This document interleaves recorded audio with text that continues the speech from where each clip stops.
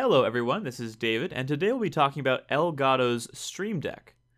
This will be a brief overview of the device itself, as well as some quick configuration tips I recommend for the included software. So let's begin by taking a look at the device itself. I'm using the 15-key variant. More than enough buttons for your use, and I'll actually explain a bit why later, but it's a very useful tool. I really recommend it for any streamers. It actually has a lot of other uses as well. And yeah, I'm very happy with it. So let's get into the software. So one example of a button's use would be toggling your microphone. So in other words, muting and unmuting your mic. That's just an option right over under the options here where it says mixer audio. And you can actually just pick which audio source you're toggling from an audio perspective. So I have one that just toggles the microphone on and off. So I assign that to the first button here, and you can actually completely customize how it's labeled, when it's on or off. So when I have it muted, it looks like this, and I've labeled it unmute mic. But when I press the button, it now changes to this. It says mute mic. So the action that is not currently active is the title that I gave it. And you can actually set from file, so you can set your own icon, which is really cool. And I'll actually include a template for the buttons that I use. The template that I use in the description, it will be a Photoshop template, PSD. So enjoy that if you'd like. Another thing I want to show you is a multi-action. The multi-action feature is actually incredible. So you can take one button and essentially have it do multiple macros at once, multiple steps at once.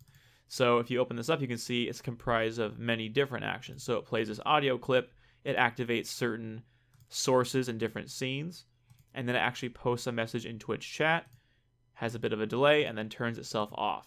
So it's sort of a self-contained set of actions and macros.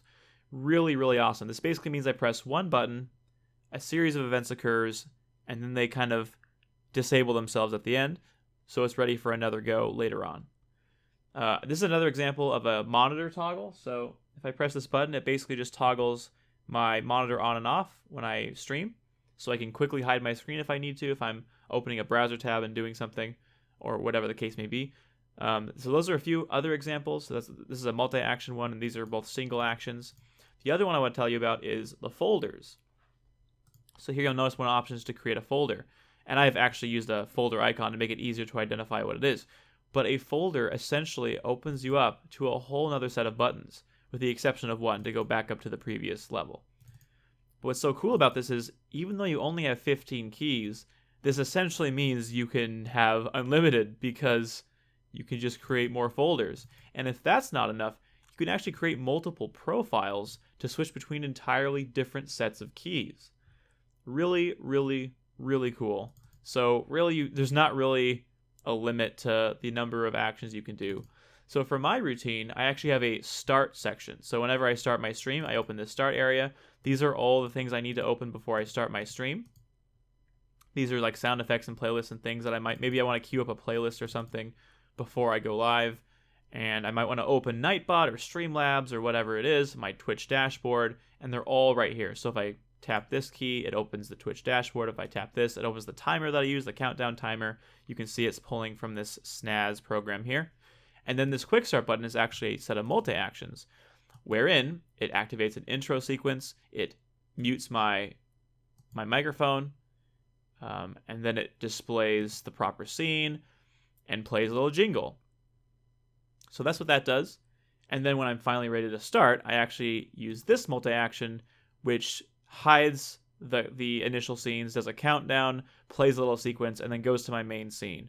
And you don't have to worry about the minutia and the nuance of all these scenes, but you get the basic idea. Then once I hit that, I go back to the top level, and I resume my stream as normal. Remember, I only have a few of these shown, but there are so many things you can do. You can have any program open, you can skip a song if you're listening to something, you can display text. There are just so many things you can do, including a bunch of things you can do on Twitch. You can play an ad if you're a partner or an affiliate. You can create a clip instantly. That's what I have here. It actually saves a clip and does a little sequence on my stream.